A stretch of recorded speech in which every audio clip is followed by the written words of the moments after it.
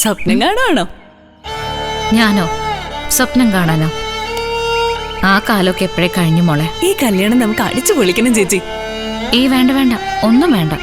സാധാരണ മട്ടില് മതിയെല്ലാം. കല്യാണം നടത്തി കടം കയറുന്നവരാ നമ്മുടെ നാട്ടിലെ പലരും. ആ അവസ്ഥ ഈ വീടിനുണ്ടാവരുത്. എന്നാലും അവരുടെ നിലയും വിലയും കൂടി നമ്മൾ നോക്കണമല്ലോ.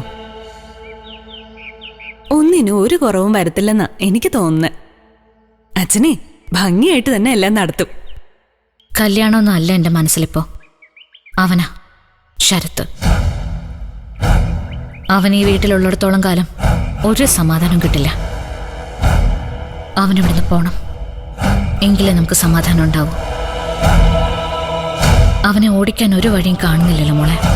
ഉടുമ്പ് പിടിച്ച പോലെ പിടിച്ചിരിക്കുമല്ലേ. പോരാത്തതിന് ഈനാം വെച്ചിക്ക് മരപ്പട്ടി കൂട്ടുന്ന പോലെ ഒരു അമ്മയും. എന്നാലും നമുക്കൊന്ന് കൂട്ടായിട്ട് ശ്രമിച്ചു നോക്കാം ചേച്ചി. എന്തെങ്കിലും ഒരു മാർഗം തെളിയാതിരിക്കില്ല. ഞാനും സിദ്ധുവും തമ്മിലുള്ള കല്യാണം ഒരു കാരണവശാലും നടത്താൻ സമ്മതിക്കില്ലെന്ന അമ്മയും മോനും കൂടി ഇവിടെ ഒന്ന് ഭീഷണിപ്പെടുത്തിയത്. എങ്കിൽ പിന്നെ അവന്ന് കാണണമല്ലോ. മുടക്കാൻ അവനും നടത്താൻ ഞാനും. കൂടെ നിന്നേക്കണം. അത് പിന്നെ പ്രത്യേകിച്ച് ചോദിക്കാനുണ്ടോ? ഈ ശരത്തിനെ ഒരു ബുദ്ധിയും ഇല്ലെന്നേ. ഉണ്ടായിരുന്നെങ്കിൽ എപ്പോഴേ നമ്മുടെ കള്ളത്തരമൊക്കെ പിടിച്ചേനെ. ചില നേരത്തെ എനിക്ക് ചിരി വരും ചേച്ചി. ഒരു വിധത്തിലാ പിടിച്ചു നിൽക്കാറ്. കല്യാണം കഴിയുമ്പോ എനിക്ക് നിന്നെ ഒരുപാട് മിസ് ചെയ്യും, അച്ഛനെയും. അതോർക്കുമ്പോഴാ സങ്കടം. പിന്നെ ഈ വീടും സുധേട്ടനെ കുറിച്ചുള്ള ഓർമ്മകളും എല്ലാം എനിക്ക് നഷ്ടമാവും. ഞാൻ അല്ലാതെ മാറും, മറ്റൊരാളാവും.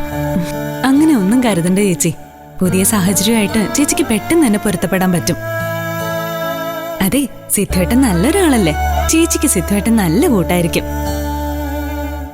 എല്ലാം പോസിറ്റീവായിട്ട് മാത്രം ചിന്തിക്ക്, എന്നാലേ സമാധാനം കിട്ടൂ.